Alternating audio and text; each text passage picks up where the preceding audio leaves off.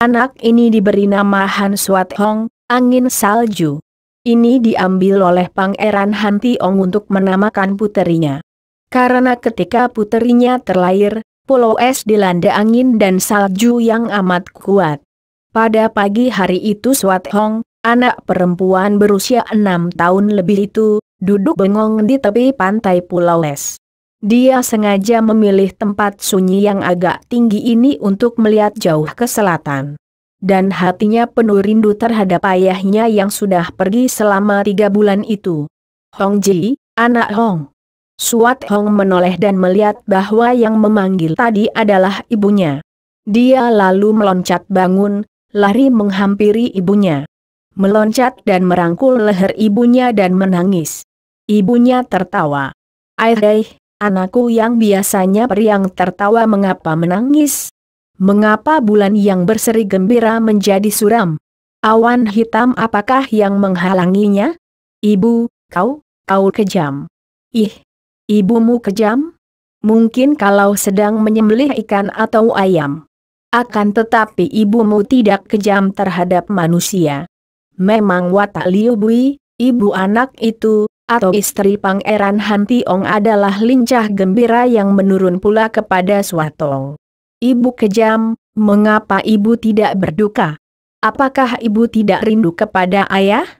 Tiba-tiba muka wanita itu menjadi merah sekali dan terasa lagi 2 titik air mata meloncat turun ke atas pipinya. Melihat ini, Swat Hong melorot turun dan bertepuk-tepuk tangan. "Hihi, ibu menangis. Ibu juga rindu kepada ayah. Hayo, ibu sangkal kalau berani." Memang watak anak-anak, begitu melihat orang lain berduka, dia sendiri lupa akan kedukaannya dan merasa terhibur. Ibunya berlutut, memeluk dan menciuminya, akan tetapi masih bercucuran air mata. Swat Hong yang tadinya berbalik menggoda ibunya yang dianggapnya rindu kepada ayahnya seperti juga dia tadi, kini menjadi terheran dan berkhawatir itu. "Ibu, mengapa ibu berduka? Apa yang terjadi? Apakah diam-diam ibu begitu merindukan ayah dan menyembunyikannya saja?" Liu Bei memaksa diri tersenyum dan menghapus air matanya. Mengangguk-angguk sebagai jawaban karena masih sukar baginya untuk mengeluarkan suara tanpa terisak tangis. Akan tetapi puterinya itu adalah seorang anak yang amat cerdik, maka tentu saja tidak dapat dibohonginya semudah itu. "Ibu ada apakah? Harap ibu beritahu kepadaku. Siapa yang menyusahkan hati ibu? Akan kuhajar dia." Swat Hong mengepal kedua tinjunya yang kecil seolah-olah orang yang menyusahkan hati ibunya sudah berada di situ dan akan dihantamnya. Melihat sikap anaknya ini, hati Liu Buye terharu sekali dan ingin dia menangis lagi, akan tetapi ditekannya perasaan harunya dan dia tertawa.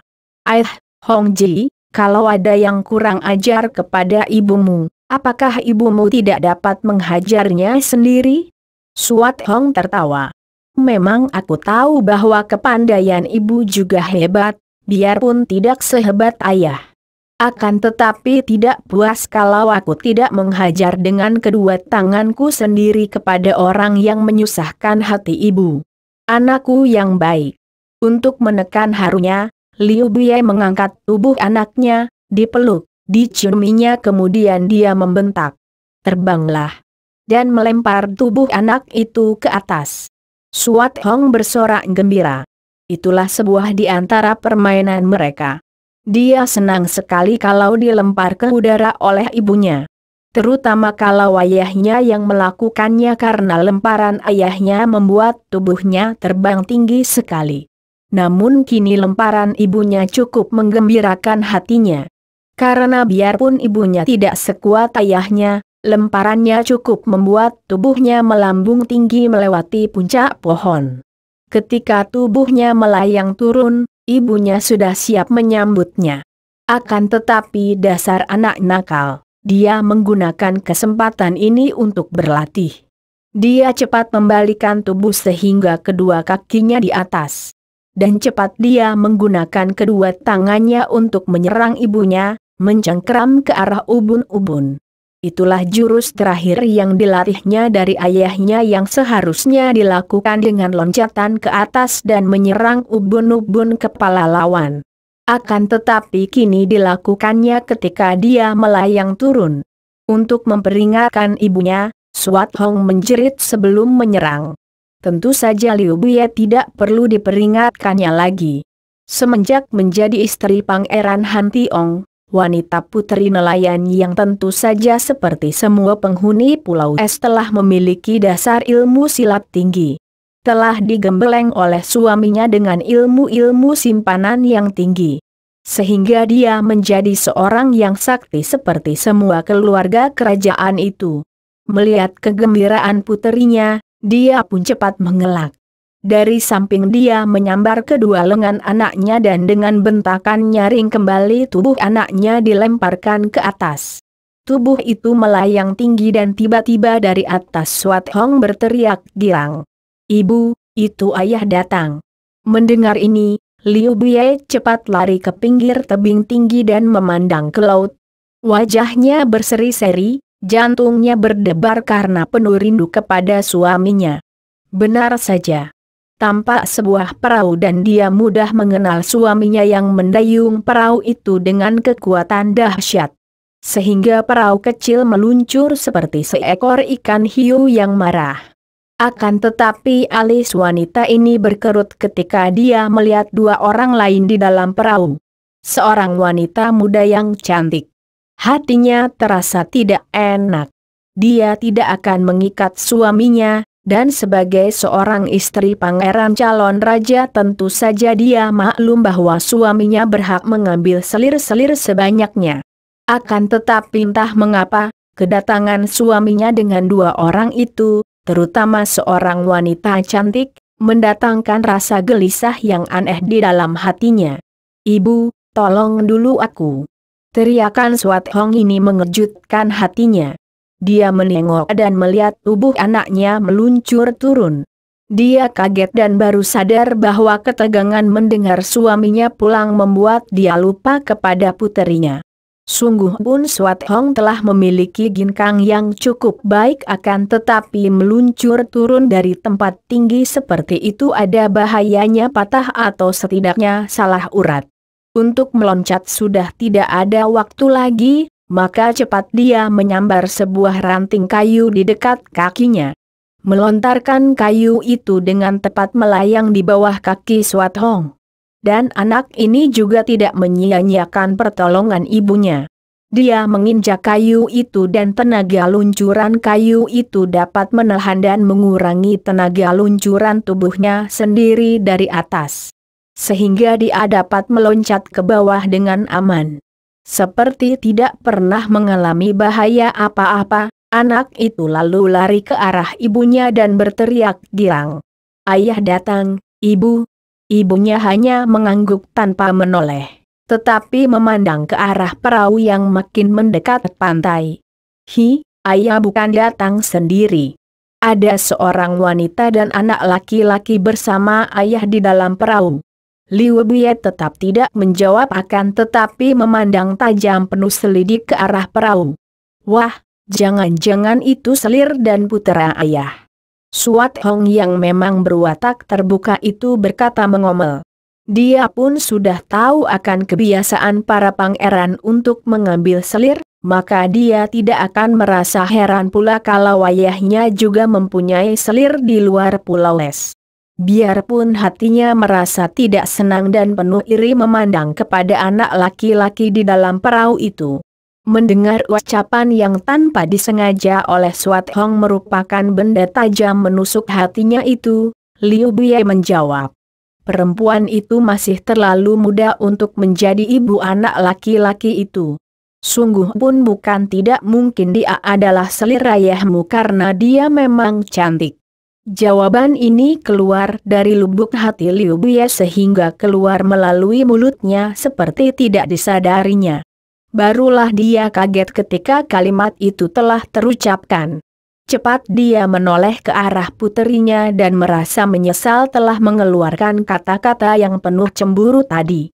Segera digandengnya tangan anaknya dan untuk menghapus kata-katanya dari hati anaknya dia berkata riang. Kenapa kita di sini saja? Hayo kita sambut ayahmu. Berlari-larianlah mereka menuruni tebing untuk menyambut kedatangan Pangeran Han Tiong di pantai pasir. Sikap wanita yang penuh kegembiraan ini menyembunyikan semua perasaannya. Sehingga Swat Hong sudah lupa lagi akan kedukaan ibunya tadi. Sebenarnya, memang amat giranglah hati Liu Biai melihat kembali suaminya, sungguh pun kegembiraannya itu akan lebih besar andai kata suaminya pulang sendirian saja. Semenjak suaminya pergi beberapa bulan yang lalu, dia mengalami penderitaan batin yang hebat. Memang dia maklum bahwa dirinya tidak disukai oleh keluarga kerajaan, karena dianggap seorang wanita berdarah rendah. Kebencian keluarga itu menjadi-jadi ketika mendapat kenyataan betapa Han Tiong tidak mau mengambil selir. Hal ini dianggap oleh mereka bahwa Liu Biai menggunakan daya upaya untuk mengikat suaminya. Apalagi karena Liu Biai tidak mempunyai anak laki-laki, maka kebencian mereka makin bertambah. Sudah tentu saja, yang merasa paling benci adalah mereka yang mengharap agar Han Tiong pangeran calon raja itu memperistrikan putri mereka. Pada waktu itu, raja yang sudah tua menderita sakit dan sudah menjadi dugaan umum bahwa usianya takkan bertahan lama lagi. Agaknya raja itu hanya menantikan kembali puteranya yang menjadi putra mahkota, yaitu Pangeran Han Tiong untuk mewariskan singgasana kepada puteranya ini. Akan tetapi, karena keadaan Han Tiong yang lain daripada para pangeran lain, suka merantau, istrinya orang rendah dan hanya satu, tidak punya selir, tidak punya putera. Maka Liu Biai maklum bahwa di antara keluarga raja terdapat persekutuan yang menentang diangkatnya suaminya menjadi calon raja. Hal inilah yang mendukakan hatinya. Dia menganggap bahwa dirinya menjadi penghalang bagi suaminya dan hal inilah yang paling merusak hatinya. Maka dapat dibayangkan betapa gembira hatinya melihat suaminya pulang. Ketika ibu dan anak ini tiba di pantai, ternyata pasukan kehormatan telah berbaris dan siap menyambut pulangnya pangeran yang dihormati itu. Tentu saja Liu Biai dan Swat Hong mendapat tempat kehormatan paling depan. Dan ketika akhirnya perahu itu menempel di pantai dan Han Tiong melompat keluar sambil tersenyum lebar, Swat Hong menjadi orang pertama yang berlari menyambut. Ayah! Hong Ji, kau makin cantik saja. Han Tiong menerima puterinya itu dan mengangkatnya tinggi-tinggi, lalu melemparkan tubuh anaknya ke udara. Sambil tertawa-tawa Swat Hong melayang turun dan langsung menyerang ayahnya dengan jurus Kek Seng Jip Hai, bintang terompet meluncur ke laut. Seperti yang dilakukan kepada ibunya tadi. Bagus juga. Ayahnya tertawa. Menyambar kedua lengan yang mencengkram ubun-ubunnya, lalu memondong puterinya, dan mencium dahinya. Sambil memondong puterinya, Han Tiong menghampiri istrinya yang sudah maju menyambutnya. Memandang penuh kemesraan dan berkata halus. Harap kau baik-baik saja selama aku pergi. 23. Liu Biai memandang suaminya, tersenyum akan tetapi di balik senyum itu tampak oleh Han Tiong ada sesuatu yang menggelisahkan hati istrinya. Apalagi ketika mendengar suara istrinya lirih. Ayahanda raja sedang menderita sakit parah. Han Tiong mengangguk. Ucapan yang pendek itu sudah mencakup semua isi hati istrinya. Dia sudah mengenal hati istrinya yang tercinta itu dan tahu dia bahwa menjelang kematian ayahnya, ada hal-hal yang menggelisahkan istrinya. Tentu saja tentang warisan tahta kerajaan. Dan istrinya yang datang dari keluarga berdarah rendah itu tentu saja mengkhawatirkan bahwa keturunan istrinya itu akan menjadikan persoalan bagi pengangkatan raja. Maka dia memandang istrinya dengan sinar mata menghibur, kemudian seperti teringat dia berkata, hampir aku lupa.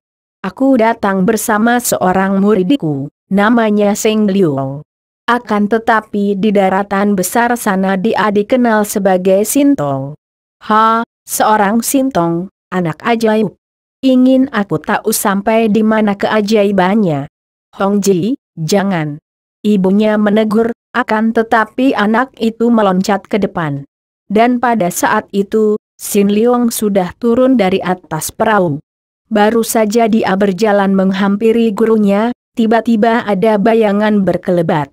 Dan tahu-tahu seorang gadis cilik dengan gerakan seperti seekor burung Garuda menyambar telah menyerangnya dari depan. Sebuah kaki kecil telah menghantam dadanya. Tanpa dapat ditanyakan lagi, Sin Liong roboh terjungkang. Dadanya terasa nyeri dan napasnya sesak. Akan tetapi dia bangkit berdiri, mengebutkan pakaiannya yang menjadi kotor. Memandang anak perempuan yang lebih muda daripada dia itu, menggeleng kepala dan berkata tenang. Sungguh sayang sekali. Seorang anak-anak yang masih bersih dikotori kebiasaan buruk, mempergunakan kekerasan untuk memukul orang tanpa sebab. Suat Hong tertegun, lalu menoleh kepada ayahnya yang terdengar tertawa keras. Ayah, dia tidak bisa apa-apa, mengapa disebut Sintong? Serangan biasa saja membuatnya roboh terjungkang. Kau lihat dia roboh, akan tetapi apakah kau tidak lihat sesuatu yang ajaib? Dia tidak marah malah menyayangkan dirimu, bukankah itu ajaib? Anak yang luar biasa dia. Terdengar Liu Bie berkata lirih. Dan kini Suat Hong juga memandang Sin Liong. Akan tetapi dia masih merasa tidak puas dan berkata, dia tidak marah karena takut dan pengecut, ayah. Hei, Sin Liong, apakah engkau takut kepada Suat Hong ini? Han Tiong berteriak kepada Sin Liong. Anak ini menggeleng kepala. Suhu mengerti bahwa Tecu tidak takut terhadap apapun dan siapapun. Suat Hong membusungkan dadanya yang masih gepeng itu, menegakkan kepalanya dan menantang. Bocah sombong. Kalau kau tidak takut, hayo kau lawan aku. Dia sudah siap memasang kuda-kuda. Sin Liong menggeleng kepalanya. Adik yang baik, aku tidak akan menggunakan kepandaian apapun juga untuk melakukan kekerasan terhadap orang lain. Apalagi terhadap seorang anak-anak seperti engkau. Gadis cilik itu sudah menerjang maju, dipandang oleh Sin Liong dengan sikap tenang saja. Berkedip pun tidak menghadapi serangan anak perempuan itu. Tiba-tiba tubuh Suat Hong terhuyung ke belakang dan ternyata lengannya sudah ditangkap oleh ibunya dan ditarik ke belakang. Suat Hong, kau terlalu sekali. Seharusnya kau minta maaf kepada suhengmu itu. Suat Hong menoleh, melihat ayahnya tersenyum. Melihat pandang mata semua orang dari prajurit sampai perwira penuh kagum terhadap Sin Liong. Barulah dia ingat bahwa dia telah melanggar pelajaran pertama dari ayahnya. Bahkan dari semua penghuni pulau bahwa ilmu silat Pulau Es tidak boleh sembarangan dikeluarkan untuk menyerang orang tanpa alasan. Dan dia telah menyerang Sin Liong tanpa sebab apa-apa. Padahal Sin Liong adalah murid ayahnya atau suhengnya, kakak seperguruan. Biarpun dia berwatak keras dan tidak mengenal takut, akan tetapi sifatnya yang gembira dan mudah berubah membuat Suat Hong dapat mengusir semua rasa penasaran. Dan sambil tersenyum dan muka ramah dia menjura ke arah Sin Liong sambil berkata, Suheng, harap maafkan aku yang kurang ajar terhadap murid ayah. Sin Liong terkejut. Kiranya bocah ini putri suhunya. Dia pun menjura dan berkata, tidak ada yang perlu dimaafkan, Sumoy. Kepandaianmu memang hebat, tentu saja aku bukan tandinganmu. Wah, dia baik sekali ayah. Suat Hong lalu meloncat menghampiri Sin Liong.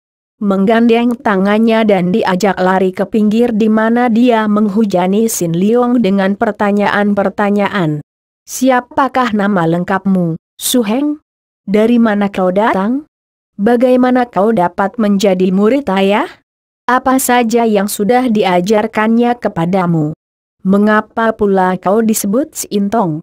Payah juga Sin Liong menghadapi hujan pertanyaan dari anak perempuan yang baru saja menyerangnya seperti seekor burung Garuda. Akan tetapi yang kini sudah bersikap demikian ramah dan baik terhadapnya ini. Akan tetapi baru saja dia memperkenalkan namanya, yaitu Kua Sin Liong. Dan belum sempat menjawab pertanyaan yang lain, perhatiannya juga Swat Hong dan semua orang yang berada di situ tertarik oleh keributan yang terjadi ketika Kuat Lin turun dari atas perahu. Begitu Kuat Lin turun dari perahu, wanita yang masih belum sadar betul dari gangguan ingatannya karena malapetaka hebat yang menimpa dirinya, menjadi perhatian semua orang. Wanita ini memang berwajah manis dan gagah. Apalagi ketika turun dari perahu itu rambutnya yang aut-autan berkibar tertiup angin. Pakaiannya yang terlalu longgar itu membuat dia kelihatan makin aneh dan penuh rahasia. Kuat Lin turun dengan sikap tenang, akan tetapi matanya bergerak liar menyapu semua orang yang memandangnya. Kemudian mata itu berhenti memandang kepada Liu Bie yang telah melangkah menghampirinya. Dia ini siapakah?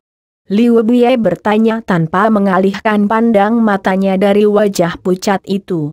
Sambil di dalam hatinya menduga-duga dan menanti jawaban yang diharapkan dari suaminya. Karena pertanyaan itu sesungguhnya diajukan kepada suaminya. Akan tetapi sebelum Han Tiong menjawab, tiba-tiba Kuat Lin, wanita itu membentak manusia-manusia busuk. Ku bunuh engkau. Dan dia sudah meloncat ke depan dan menyerang Liu Bie dengan pukulan yang dahsyat. Hi, Tuan Yo jangan begitu. Sin Liong berteriak mencegah. Namun terlambat karena Kuat Lin sudah menyerang dengan cepatnya. Sedangkan para penghuni Pulau Es, termasuk Swat Hong dan Pangeran Han Tiong sendiri, hanya memandang dengan tenang-tenang saja. Tubuh Kuat Lin terpelanting ketika pukulannya tertangkis oleh Liu Bie. Dan wanita ini sudah menampar pundaknya sebagai serangan balasan. Hal ini membuat Kuat Lin yang memang belum sadar benar itu makin marah. Dengan nekat dia melompat bangun dan menerjang lagi. Pangeran Han Tiong sudah mendahuluinya menotok pundaknya sambil berkata, "Tenanglah Nona." Kuat Lin kembali roboh. Akan tetapi tubuhnya disambar oleh Han Tiong. Ternyata dia telah ditotok lemas. Dengan lambaian tangan, pangeran itu memanggil 4 orang wanita pelayan yang kelihatan tangkas-tangkas. Dia sedang sakit ingatannya tidak sewajarnya. Ucapan ini ditujukan kepada istrinya yang memandang marah. Mendengar ini, Liu Bie mengangguk-angguk dan kemarahannya di wajahnya berubah menjadi iba. Bawa dia ke kamar tamu dan rawat dia baik-baik, kata Liu Bie kepada 4 orang pelayan itu yang segera menggotong tubuh Kuat Lin pergi dari situ. Barulah Pangeran Han Tiong kini mempedulikan sambutan resmi dari para pangeran dan pasukan penghormatan. Tadi dia seolah-olah menganggap mereka semua itu seperti patung belaka. Dengan megah pangeran itu lalu langsung diantar ke kamar ayahnya, sang raja yang sedang sakit dan yang telah lama menanti kedatangan puteranya ini. Sedangkan Sin Liong langsung diajak oleh Swat Hong ke bagian istana di mana dia dan ibunya tinggal, yaitu di bagian kiri istana besar. Tepat seperti telah diduga oleh semua penghuni Pulau Es, 3 hari kemudian setelah pulangnya Pangeran Han Tiong, Raja tua meninggal dunia setelah sempat menyaksikan Han Tiong dinobatkan menjadi penggantinya. Merajai Pulau Es dalam upacara yang amat sederhana. Dapat dibayangkan betapa tidak puas dan penasaran rasa hati para pangeran yang membenci Han Tiong. Karena usaha mereka memanaskan hati mendiang ayah mereka tentang keadaan Han Tiong tidak dipedulikan oleh raja tua itu. Dan untuk memberontak secara terang-terangan, tentu saja mereka tidak berani.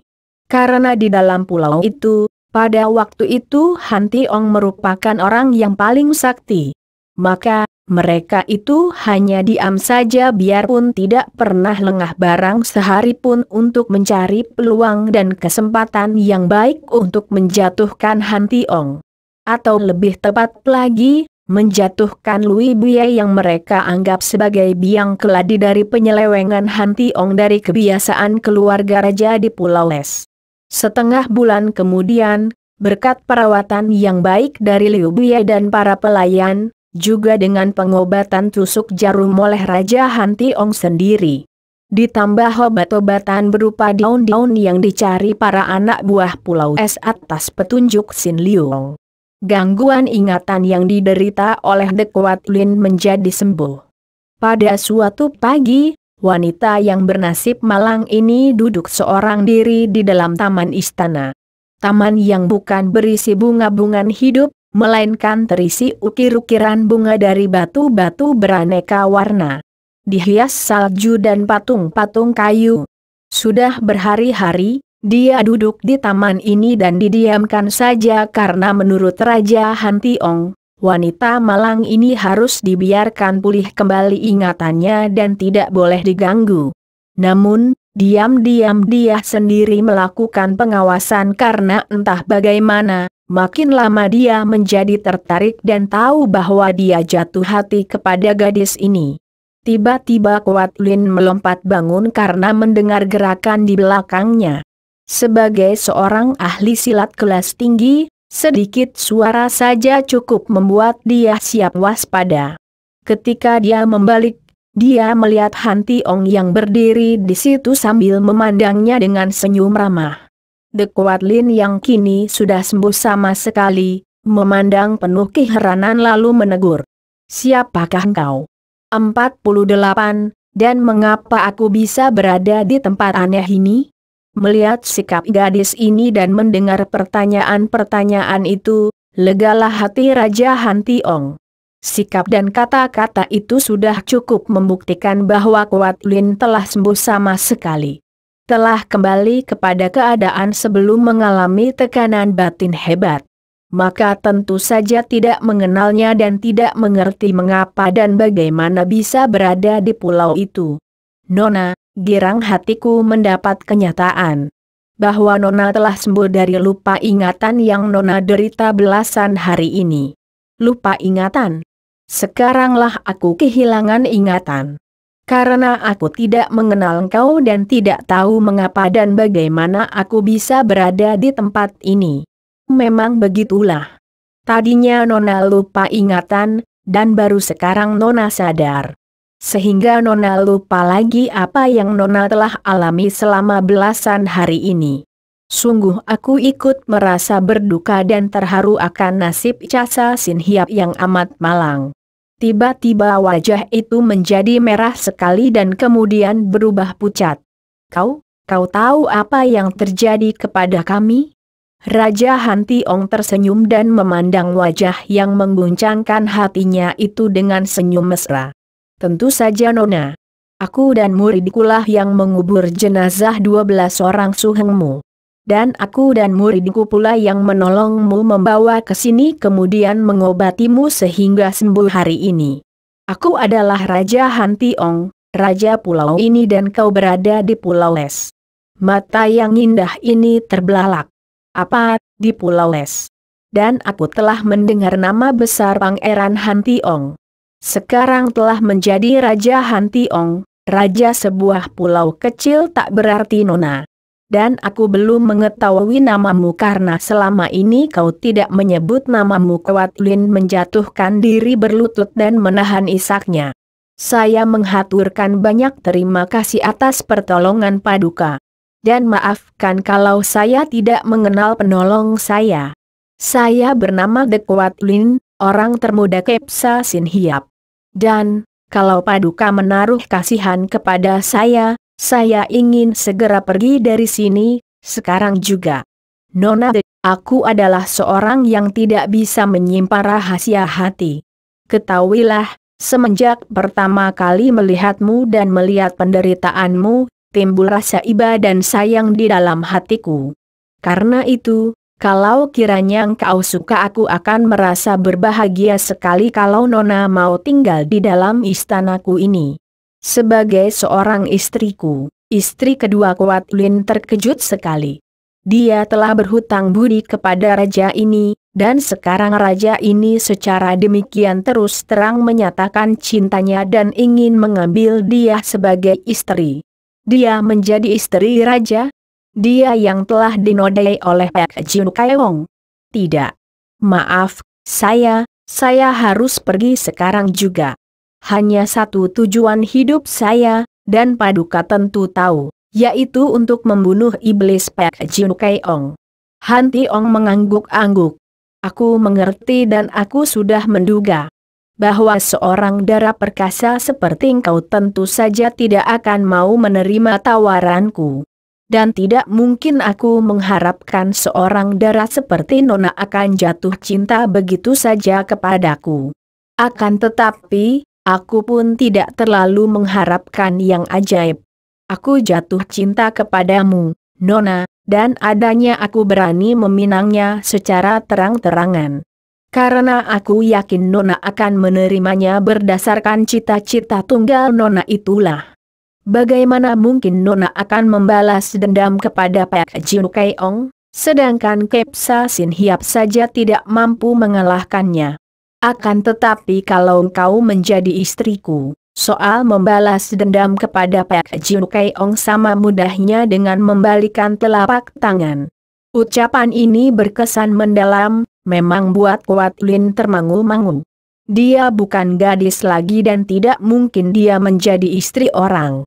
Dan baginya setelah berhasil membalas dendam, hanya kematianlah yang akan mengakhiri noda yang dideritanya.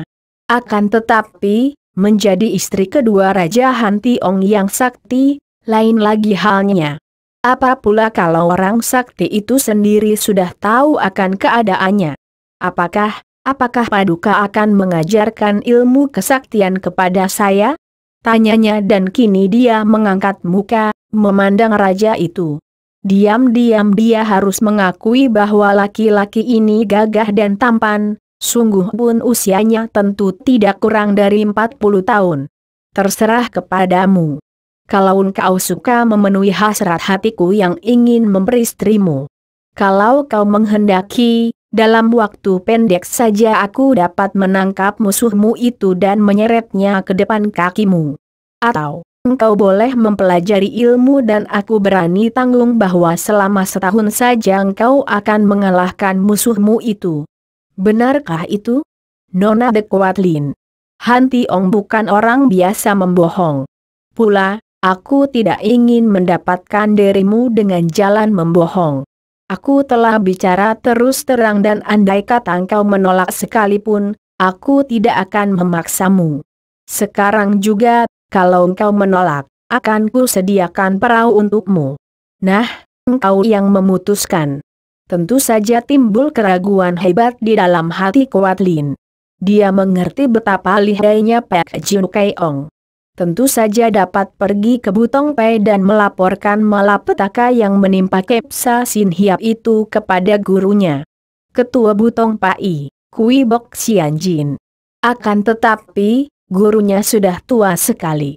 Dan belum tentu gurunya mau mencampuri urusan dunia, biarpun murid-muridnya terbunuh.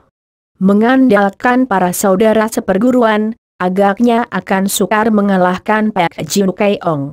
Dan terutama sekali yang memperberat hatinya, kalau dia pergi ke Butong Pai, tentu semua orang akan tahu tentang malapetaka yang menimpa dirinya. Bahwa dia telah diperkosa oleh Pak Jun Kaewong. Kemana dia akan menaruh mukanya kalau semua orang mengetahuinya akan hal itu? Sebaliknya, kalau dia berada di Pulau Es, selain tak seorang pun akan tahu tentang hal yang memalukan itu, juga dia akan mempunyai kesempatan besar untuk melakukan balas dendam itu. Akan tetapi, benarkah pria di depannya ini akan mampu mengajarnya sehingga dalam waktu setahun dia akan lebih pandai dari Pak Jun Kaewong? Dia tidak akan puas kalau tidak dapat membunuh jembel iblis itu dengan tangannya sendiri. Biarpun dia sudah banyak mendengar nama besar pangeran dari Pulau